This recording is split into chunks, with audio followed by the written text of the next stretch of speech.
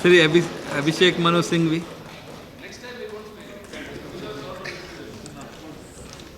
Mr. Mr. Chairman, sir, honorable members, as I rise to discuss the budget of 2009, having heard my friend with very rapt and close attention, I ask myself, what is a budget supposed to be and what is it supposed to do? Because unless we clarify that confusion in our minds, we might ask the wrong questions and therefore get the wrong answers. And unfortunately, some of those wrong questions have been asked by my friend. Budgets are really many things to many persons. They are, for the corporate, they deal with corporate taxes. For the Aam Aadmi, they have roti, kapda and makan issues. For those wanting to make killings on the stock market, they have a different facet.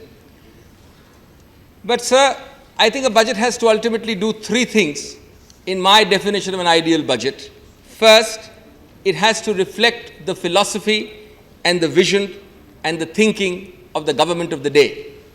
Second, it is to deal with the macroeconomic essentials of the country. And third, it is to put the country, India, on a firm, prosperous foundation for the future. Mr. Chairman, sir, I shall endeavor to show over the next 45 minutes to 1 hour that this budget acquits itself most creditably on all these three basic objects. I make it bold to say that if you decode the genetic code of this budget, if you decode the ABCD of this budget, you will get A for aggressive in its approach, B for big, bold and beautiful, and C for comprehensive and contextual in its coverage, and D, most importantly, daring and different in detail. And that is why I say, Mr. Chairman, sir, with respect, that some of these extreme phrases used by my friend Mr. Naidu, sleeping and weeping, do nothing policy, mindset of the UPA Congress not development oriented, ruled and ruined. Well, I will leave it to you to judge whether this is not mere exaggeration, it is falsehood, it is really only I can ascribe it to my friend's great fondness for a talent which he has uniquely, alliteration, but not based on facts, not based on truth, not based on reality. This is a budget, Mr. Chairman, sir, which is employment oriented, which is poverty alleviation oriented, which is a program for the economic upliftment of the population at the bottom of the pyramid and for the generation above all of demand. And I shall demonstrate that straight away. Let's get down to the nitty-gritty. The first aspect, the much talked about aspect, clearly a fiscal deficit, a high fiscal deficit, and there has to be a method in the seeming madness. And let me assure you, the Prime Minister, the government of the day, the Finance Minister have a great method, much less of madness and much less of method. Before I come to the fiscal deficit in some detail, please remember the Finance Minister is presenting this budget at a critical time for the global economy and for the Indian economy. He is presenting it to just note some figures. When the global economy, when most of the developed countries of the world in the global economy are having an increase in world output of less than 1%, as opposed to 2.5% last year and 3.5% to 4%, closer to 4% in the 3 years preceding it. So something must be wrong somewhere if the world economy is down to 1/4 in terms of output alone. This budget comes at a time when a developed world saw an actual decrease in output by significant percentages, millions of jobs lost, and despite injection of huge stimuli, the most optimistic projections suggest a growth of 0 to 0.2%. Remember, this do-nothing sleeping government has given you a 6.7% growth. So Mr. Naidu has to give some credit somewhere. This budget is given at a time when this last year meltdown has been officially rated by experts who know more in these matters as the worst recession since 1945, barring the previous Great Depression, the worst one. And remember, I am now dealing with fiscal deficit. Monetarist and Friedmanist gurus have been vocal cheerleaders of a deregulated and a free market economy. But even at the peak of this philosophy of thought, during the Ronald Reagan era, during the Margaret Thatcher era, India had never subscribed, even partially, to the glory of the Friedmanist dream, to the ideal of an unregulated or deregulated economy. Our foundations, as we all know, Mr. Chairman, sir, are based on the sure and solid foundations of the Nehruvian mixed economy, which my friend has rightly admitted stood us and has stood us in good stead.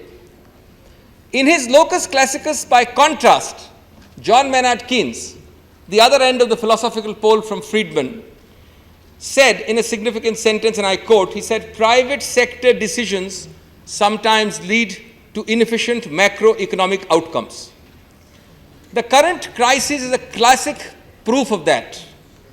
As the crisis unfolded, decisions by the private sector, which is what Keynes said, overclogged investment banks, over-leveraged investment banks, profit-thirsty mortgage institutions. That was the decisions by the private sector, mostly foreign. The next part of the sentence he had said was, led to inefficient market outcomes. That's what happened. That's what's happened in the meltdown, in the decline. So who is here to lecture us, Mr. Chairman, sir, on fiscal deficit? Will the USA lecture us? The Mecca of capitalism, which has a 12.5% fiscal deficit, 12.5, and which injected stimuli of 1.5 trillion, and remember a trillion is 1,000 million US dollars. They are lecturing to us about stimuli and about fiscal deficit.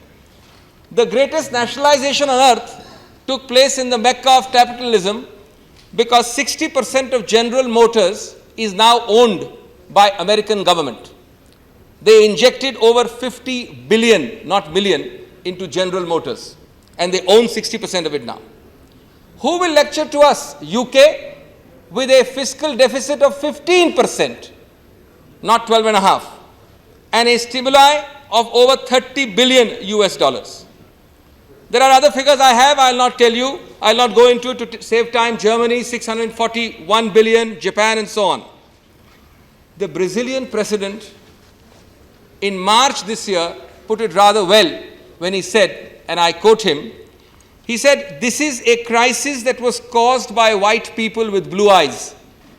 And before the crisis, they looked as if they knew everything about economics. Once you cause the crisis, how is it that huge injections, large fiscal deficits in the West are extremely good, are desirable, but they are creating stagflation in India?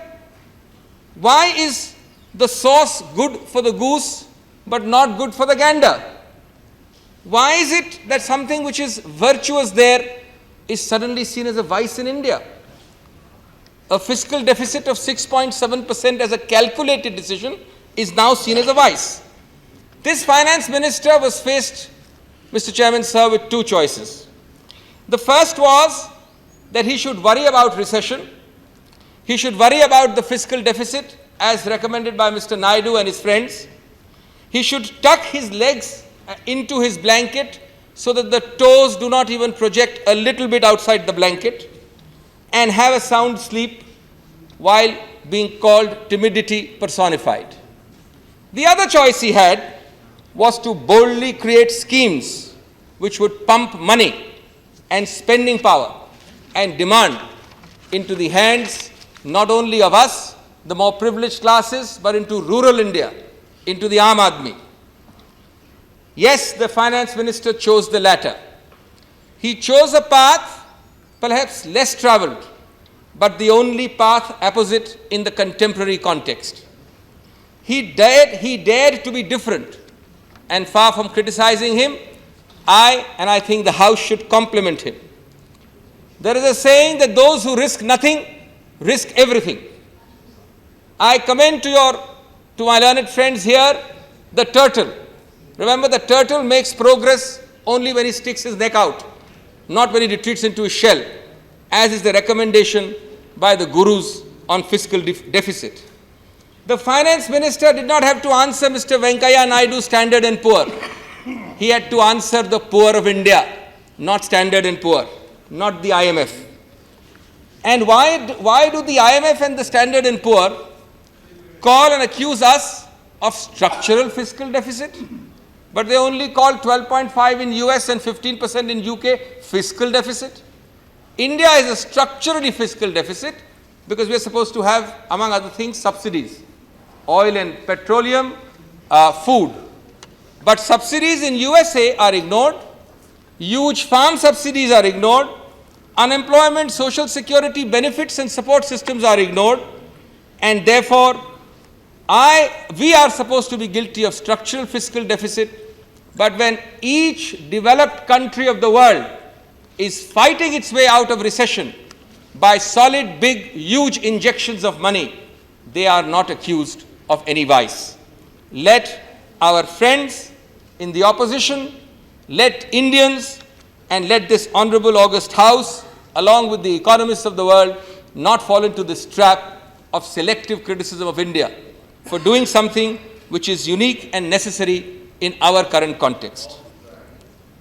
I compliment the government, I compliment the Prime Minister and the Finance Minister for boldly daring to be different, for undertaking fiscal measures to increase public expenditure, to boost demand and to boost investment in the infrastructure sector. It is ultimately there where the engine of growth lies, and it is from there that the engine of growth will propel us out of both recession and the fiscal deficit bugbear. It is, of course, wrong to suggest that the Finance Minister has been oblivious to the issue of the fiscal deficit. It's only a question of spacing out the fiscal deficit and not dealing with it immediately or in 1 year. People tend to ignore, for example, the statement annexed to the budget which the Finance Minister has presented, the so-called medium-term fiscal policy statement, the MTFPS, presented to Parliament with the Union budget. There, as Mr. Naidu himself noted, there is a commitment to start working on it from October and to bring it down to somewhere around 5.5% in 2010-11 and ultimately to 4% in 2011-12. So why do you question that as something unthought of? You're entitled to tweak our ears if we are too far off the mark, but there is a awareness and a reasonably thought out promise. But a balancing of a huge kickstart now, coupled with a spacing out of the fiscal deficit over the next 4 years, is a bold, different and commendable policy. There are times when such a counter-cyclical fiscal strategy with a firm intention to come back to the path of fiscal rectitude in the near future is necessary. There are times when a kick-starting of the economy by additional fuel injection is necessary, but the extra fuel can be easily recovered by spacing the recovery over the life of the vehicle and by improving the running of the vehicle manifold. Without the strength to endure the crisis, as a Chinese philosopher put it, one will not ever see the opportunity within.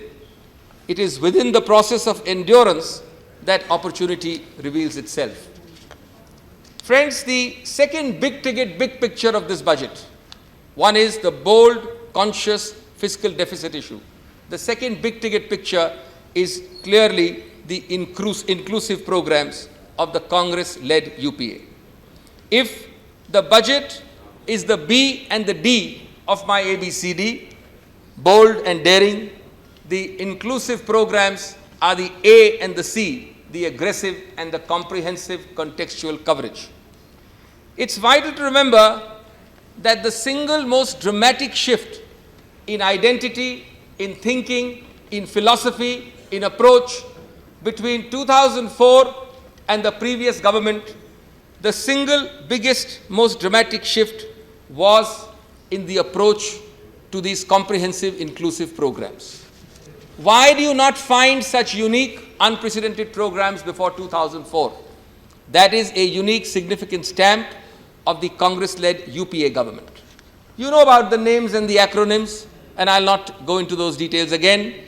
From the NREGA to the Bharat Nirman, to the JNURM, to the Bima Yojanas, and so on and so forth.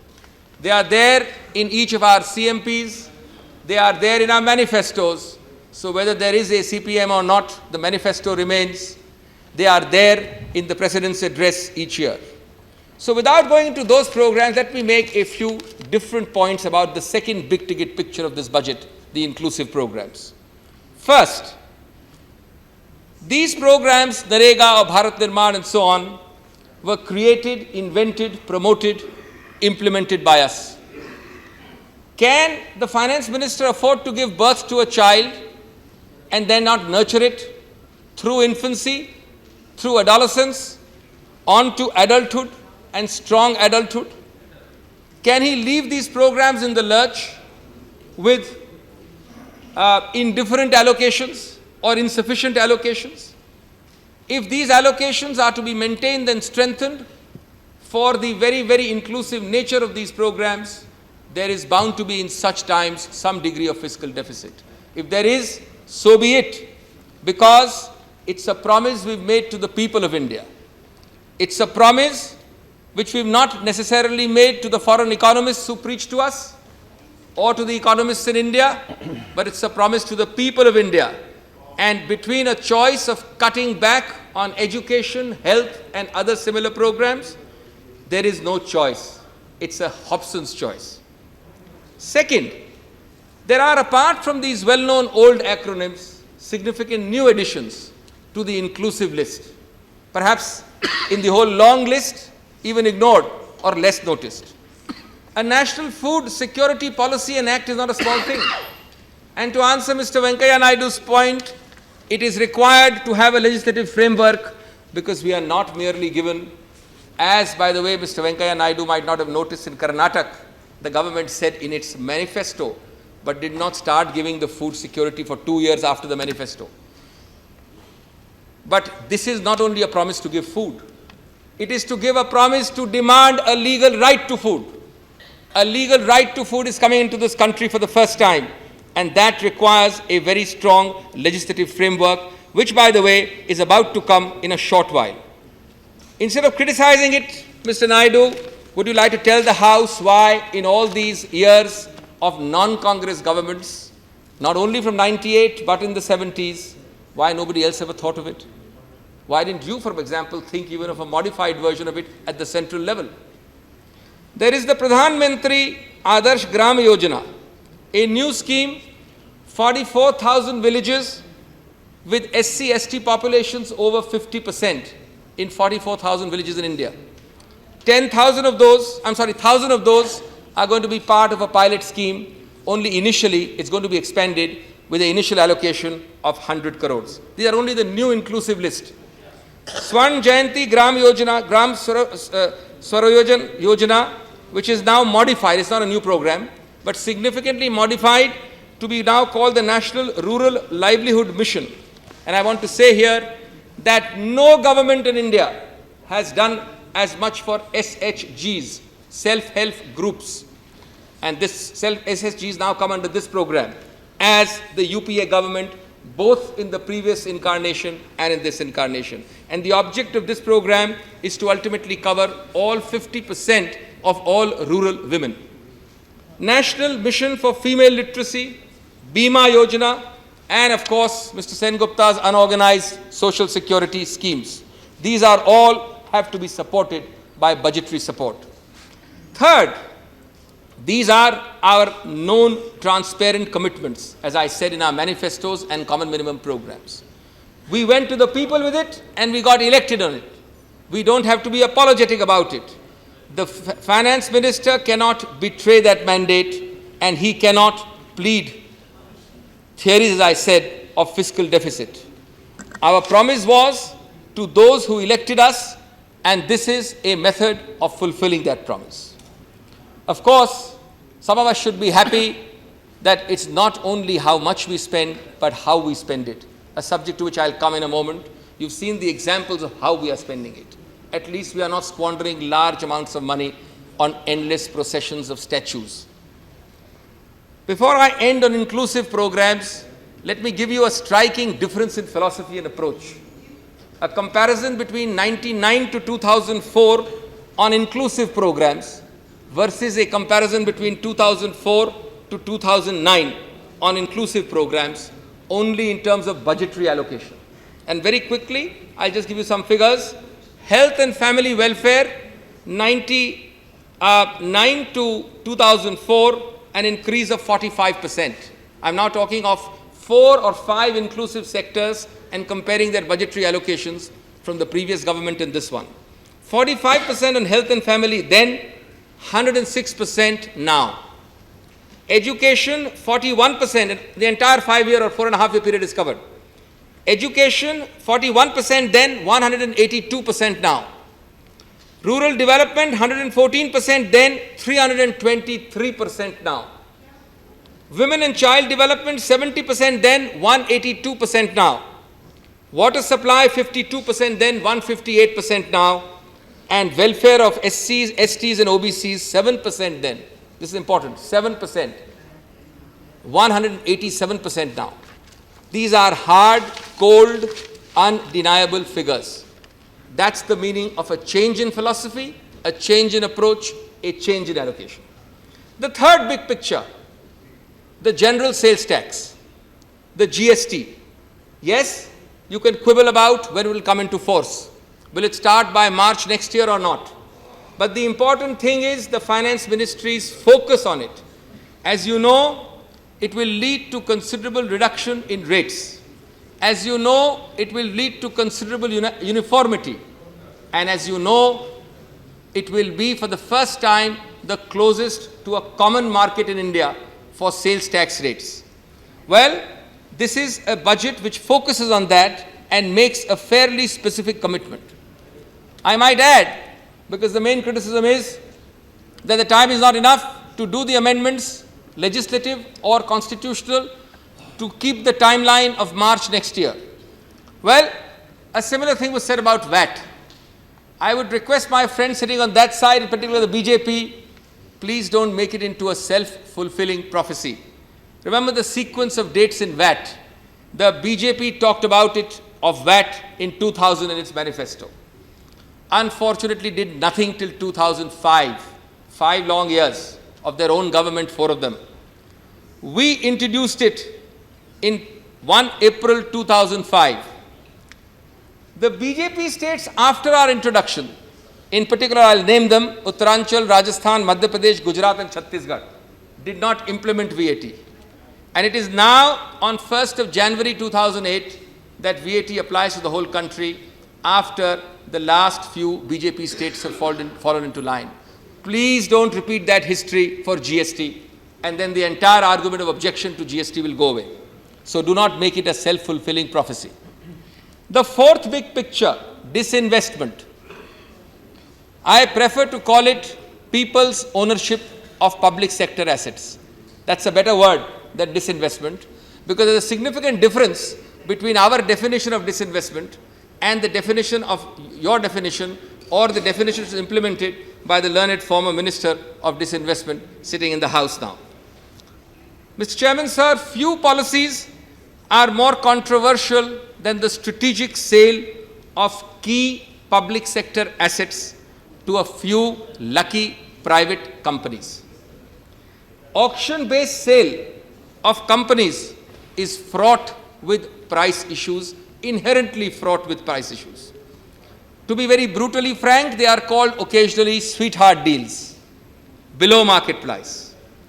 That is why, and certainly for the UPA, that is why the offering of public sector shares to the public through stock market by dislodging some proportion of shares is the preferred route to privatization. I congratulate the FM for this, but he has put two significant safeguards in accordance with the UPA philosophy. One, retain at least 51% in government hands, and let us see, when good public sectors are partially offloaded, you will find a long queue of people wanting to buy. Don't be doubting Thomas's in advance.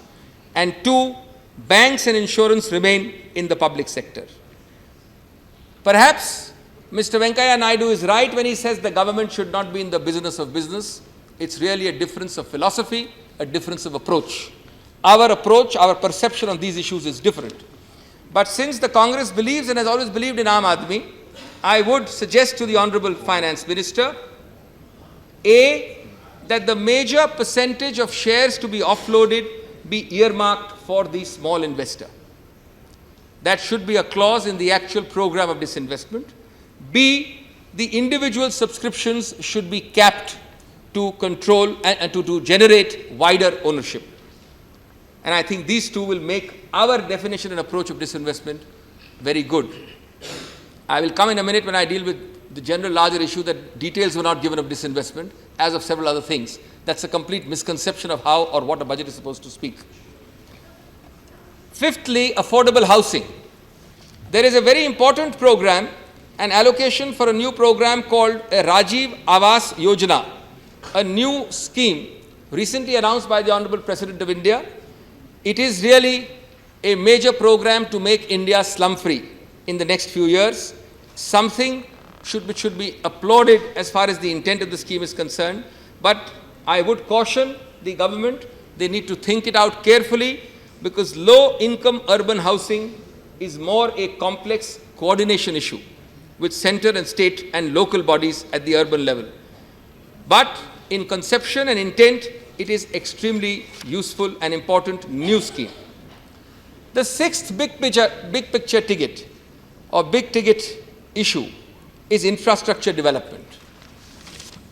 The IIFCL, incidentally, for those who want to invest monies, it is the best rate of return now, about 9% if you look at the tax-free yield.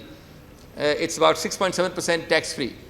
But the IIFCL is not supposed to provide 1 lakh crores for infrastructure development, as perhaps Mr. Naidu has misunderstood.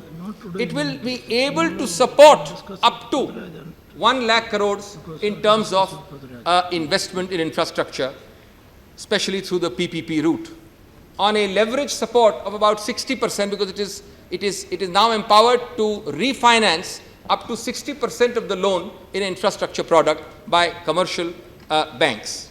So up to 1 lakh crores will be supported.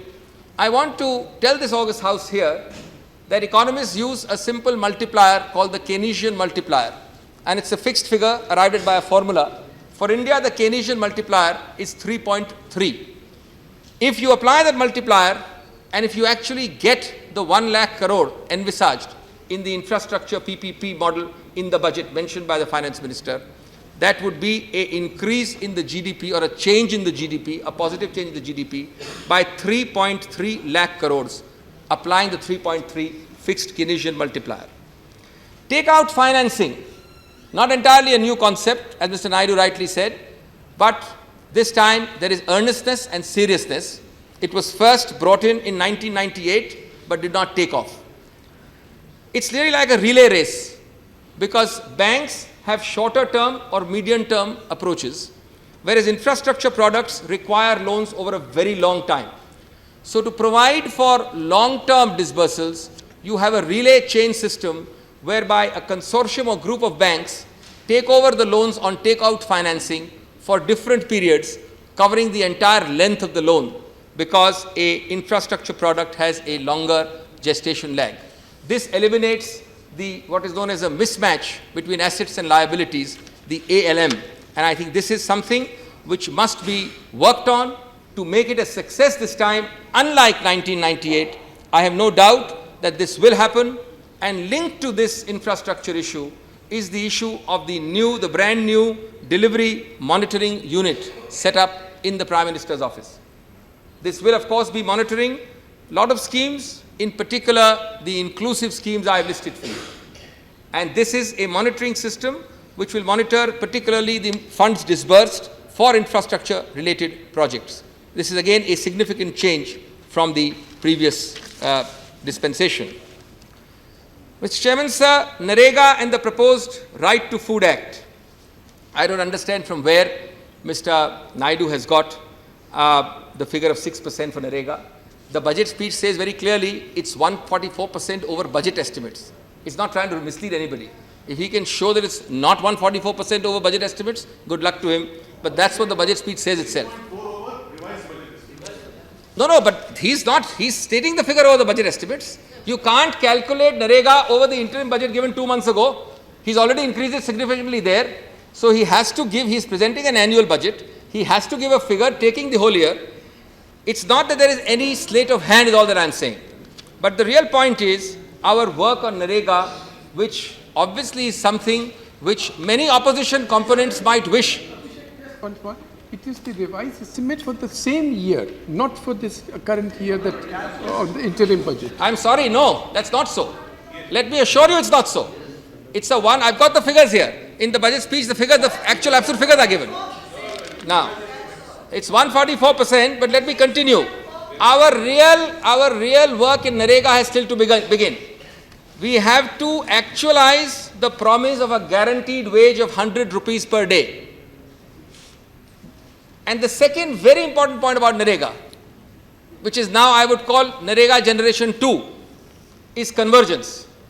Convergence of NREGA with all the various schemes dealing with food and employment issues is extremely important, because you have individual piecemeal schemes under agriculture, again forests, under water resources, under land resources, under rural roads.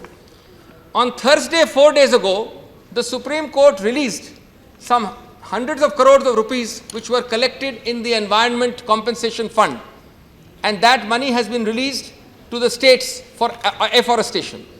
It is very interesting, and I was personally in the courtroom when the Chief Justice's court pointed out that this money should not only be used by the states for afforestation, but should be linked with the overall NREGA thing taking place in that district or that state.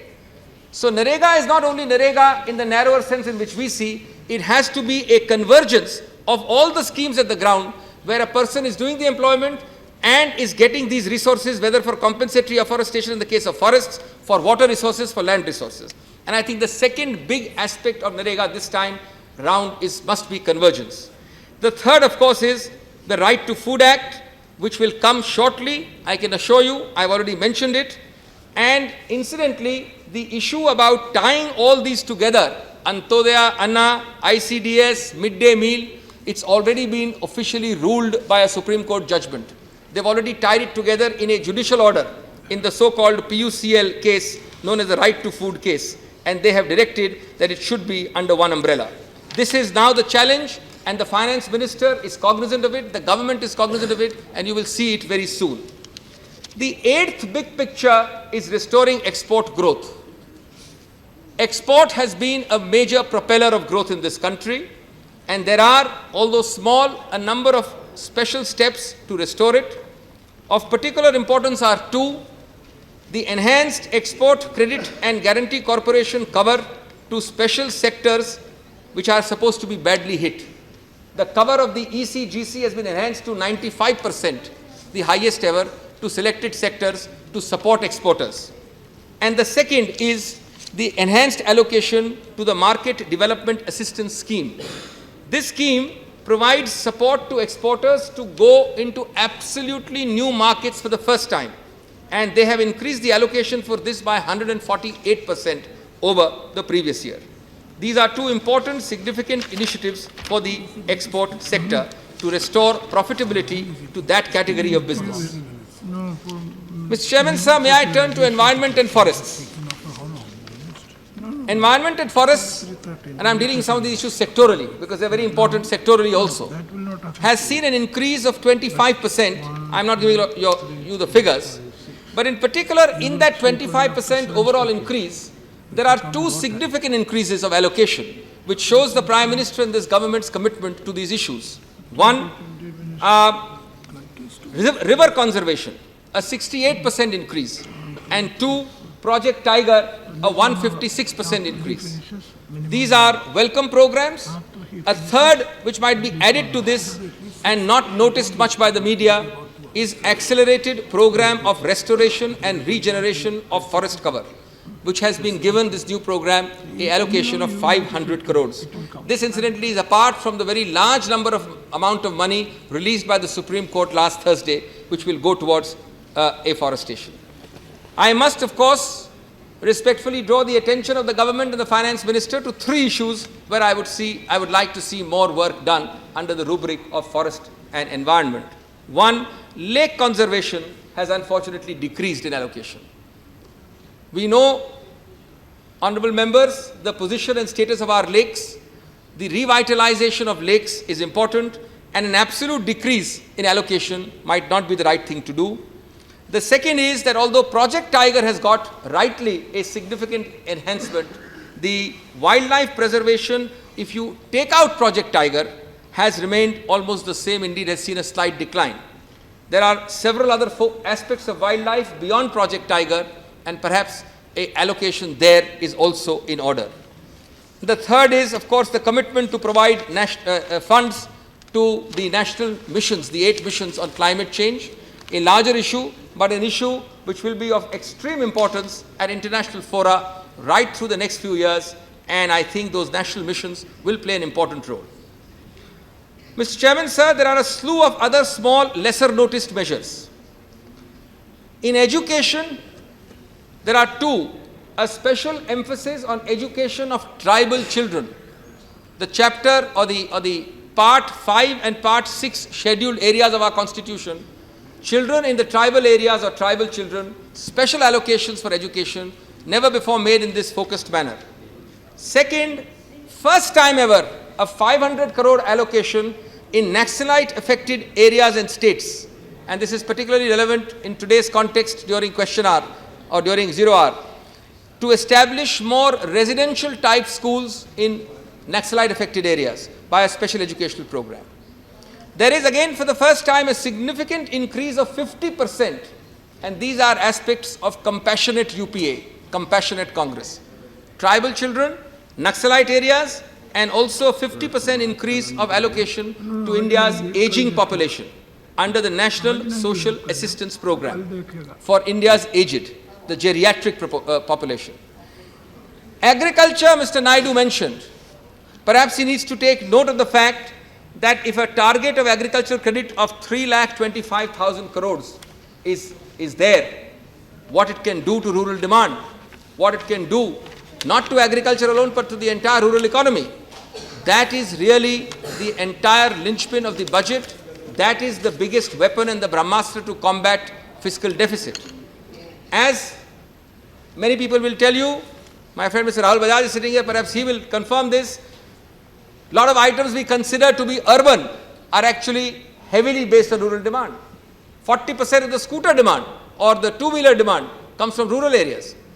So when you strengthen agricultural credit, when you strengthen rural demand, you have a huge push to the demand generally in the country with inevitable urban linkages. There is a Rashtriya Krishi Vikas Yojana. I am only on agriculture for a moment. 30% increase in terms of investment in the agricultural sector. A accelerated irrigation benefit program, a 10,000 crore increase. Of course, the cold chain and warehousing segment has already got a tax concession to make a continuous indivisible chain from cradle to grave, or rather cradle to delivery of the agricultural product. Of course, personally, I would respectfully commend to the government giving this industry infrastructure status, not merely tax concessions, because the infrastructure status, as you know, has tax holidays and lower interest rates. This is an extremely important segment which has received attention but should receive even more attention. There have been record outlays for rural roads, record outlays. There has been huge outlay for accelerated rural water supply programs, and so on and so forth. And then also in this list of lesser noticed measures, textile sector, the most heavily labor intensive sector of our economy perhaps, employment generator, a significant increase in the so-called TUFS, the Technical Upgradation Fund Scheme, to about 3 times the budget estimates for last year, from 1,100 odd crores to 3,100 odd crores. Mr. Chairman, sir, I would next like to debunk this frequently recurring theme of the Sensex whenever a budget is given. This is one of, if I may say so respectfully, the biggest red herrings in this country.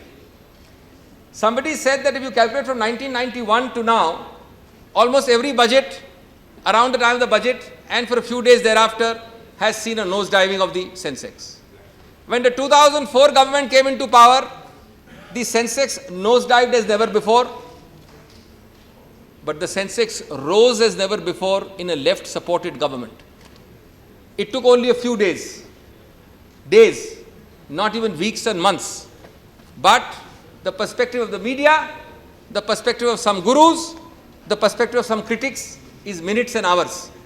These are knee-jerk reactions based on irrational expectations. They never talk about it when it rises after a while. They never talk about it when the experts themselves say that the best investment in a semi-long term or the long term is an equity fund, mutual or direct. But that momentary decline is supposed to be a vote of confidence on the government. Well, we take our confidence from the people and not from the Sensex. It's time when parliamentarians together, collectively and collusively debunked the Sensex as an indicator of our fortunes. Mr. Chairman, sir, my wish list can be endless. I have already made some wishes as I have gone along the different points. But the cold chain issue on infrastructure is, I think, important, an infrastructure status to be given. Perhaps the time has come to give an infrastructure status even to projects set up in the health sector. In India, it is amazing that only 20% of the health sector is serviced by governmental or non-private sources. 80% is by private sources. The government cannot hope to provide good health facilities to all without a very huge triple P investment, which it doesn't have the money for. Well, to attract triple P or even private investment, consider giving an infrastructure status to the health sector. For employment-intensive schemes, like the ones you gave for the textile segment, it's important to give special tax incentives. There are some anomalies here and there, which the finance minister, of course, is not entitled, not always required to deal with. But you have talked in a big way about right to education. Rightly, a great showpiece coming in the next few weeks. But in the right to education is a small thing. If the private sector comes out and invests in education in rural schools, as is the whole contemplation of the new right to education, the idea is that the private sector will come up and establish millions of schools across the country, and they will get a subsidy per child educated. But there's a proviso there that in case the land is given to you by the Gram Panchayat or the local Panchayat or the local village, Gaon Sabha, then you will not be entitled to the per child subsidy. I think that is a relatively short-sighted approach, because the idea is a private sector cannot set up a rural school on a no-profit basis. This is purely by charitable foundations, and there are several good ones in the private sector, without getting land from the Gaon Sabha or the Panchayat. The moment they get land, if they forego even the government subsidy, which is based on cost to educate per child, then it will be a disincentive and not an incentive to promote education. Mr. Chairman, sir, I am coming to the end of my address, but before that, I would be less than fair to this side, the Treasury benches and the government, if I were not to particularly mention some of the points made by Mr. Naidu. As I said, perhaps the lady does protest too much, as Shakespeare put it, when he uses the word do-nothing policy, sleeping and weeping, ruled and ruined, and the mindset is non-development oriented. If the UPA's mindset is non-development oriented, Mr. Naidu will have to look well beyond the shores of planet Earth to find a government which is more inclusively development oriented. The basic problem with Mr. Naidu's approach, and I don't mean him personally, of course, I mean the approach and philosophy of the opposition, is that he plucks out figures of the economy as it stands, and he wants an answer for the whole universe in the budget. Well, the finance minister wishes or could wish that he was also the minister for 20 other ministries, but he's not. In a budget, he is not supposed to provide the answer for 20 other ministries. Mr. Naidu talks of agricultural insurance, of black money, of Gujko, of internal security. Of course, internal security he ignores para 65 to 67 of the budget speech, which deals with it. Of states reorganization, Telangana, Vidarbha. Well, the first and simple answer is the budget is not the answer to all our problems. The budget doesn't even intend or purport or claim to have jurisdiction over every issue afflicting this great nation. This is not at all to say that the issues raised by Mr. Naidu are not important. Of course they are important, but the budget is not the place to look for an answer for them. There is already an agricultural insurance scheme doing very well. The state reorganization will or will not happen according to political consensus in states. What is the poor budget to be blamed? And Gujko of all things, I am sorry Mr. Chairman, there is a attempt to really poke fun on trivial issues which don't fall within the rubric of the budget. Internal security he mentioned, he forgot paras 65 and 67. Specifically, and not in many budgets, specifically the finance minister has allotted 430 crores over the interim budget a few weeks ago, over the interim budget on police modernization, and has provided for a 1 lakh dwelling houses additional to be created for our security and our paramilitary forces. As I have said, Mr. Naidu's penchant for alliteration, he debunked the Narega, क्या करेगा मरेगा, लेकिन इतना पूछना है कि नरेगा के बिना तो वैसे ही मर रहे थे लोग. नरेगा शायद सबको जीवित नहीं करेगा, लेकिन नरेगा के बिना भी तो लोग मर रहे थे. नरेगा से तो कुछ फायदा ही होगा, कुछ सुधार ही होगा. तो अगर किसी को 100 दिन 1 वर्ष में रोजगार मिलता है तो उसमें क्या खराबी है? अगर 100 दिन के रोजगार को आप इस कसौटी पे निंदा करें कि उसको 1000 दिन क्यों नहीं मिलता है, तो ये तो गलत है. आपने तो 100 दिन की भी कोई स्कीम अपने कई सरकारों में, कोई भी सरकार में 100 दिन की स्कीम भी नहीं लाया. लेकिन साथ साथ नरेगा में हम सिर्फ 100 दिन नहीं देते हैं, हम इस देश के लिए ठोस एसेट्स क्रिएट करते हैं. हम इस देश के लिए अब 100 रुपये प्रतिदिन देने वाले हैं, प्रयत्न कर रहे हैं नरेगा में. ये क्या कोई छोटी बात है? और जो व्यक्ति नरेगा के बाद मरता वो कम से कम नरेगा के साथ आसानी से नहीं मरेगा. नरेगा के बिना तो निश्चित रूप से मरता, लेकिन नरेगा के साथ उसका सशक्तिकरण होगा. मिस्टर नायडू ने कीमतों की बात की. ये बड़ी विचित्र बात है वैसे. दो तथ्य. एक बात कि आज इन्फ्लेशन की दर 0% है जब श्री नायडू बात कर रहे हैं इन्फ्लेशन की. अब ये सही है कि आप देश में एक अखिल भारतीय स्तर पे पिछले 60 वर्षों से एक ही कसौटी है प्राइस को नापने की, वो है इंडेक्स. उस इंडेक्स के अनुसार आज हमारी रेट 0% है. तो इन्फ्लेशन ऐसे तो है नहीं. मैं याद दिलाऊं उनको कि अभी अगस्त 08 में कितनी दर थी इन्फ्लेशन की? उन्होंने बहुत निंदा की थी, उसमें उनको याद होगा, 13%. 13% की दर आज 0% है और हमको वो निंदा कर रहे हैं.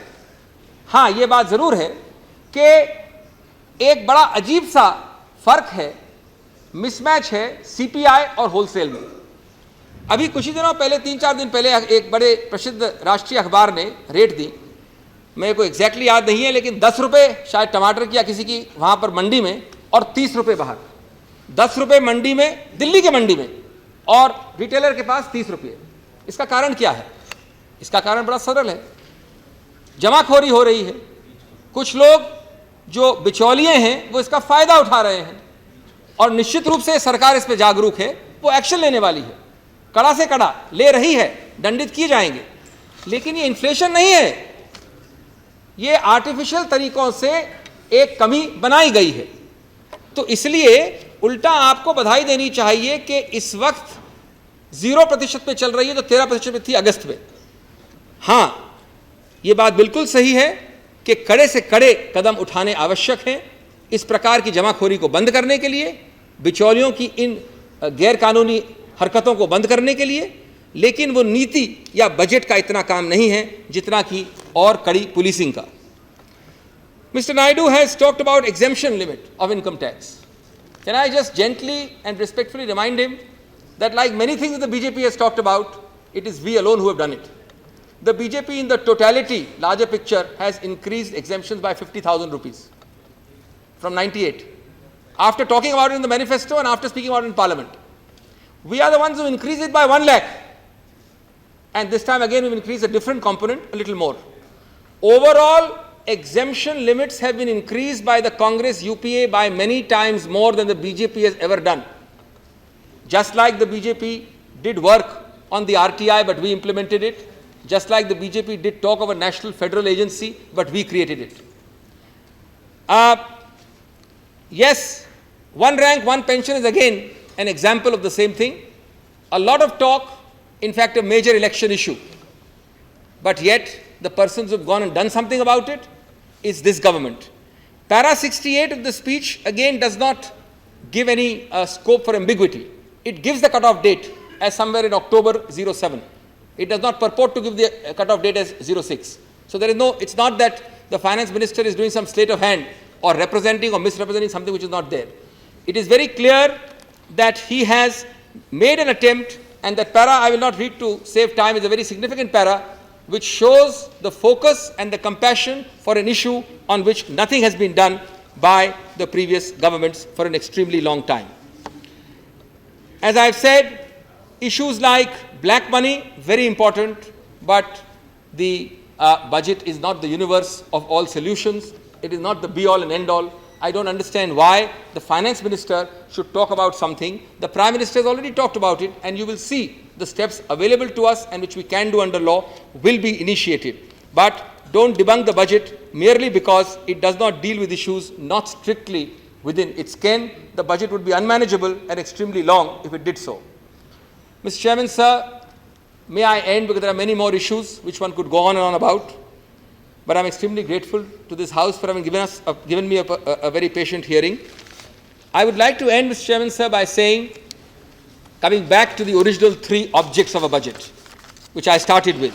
And I'd like to ask this august House, if you think carefully, in particular if you read the budget speech carefully, on which of these three issues have we failed?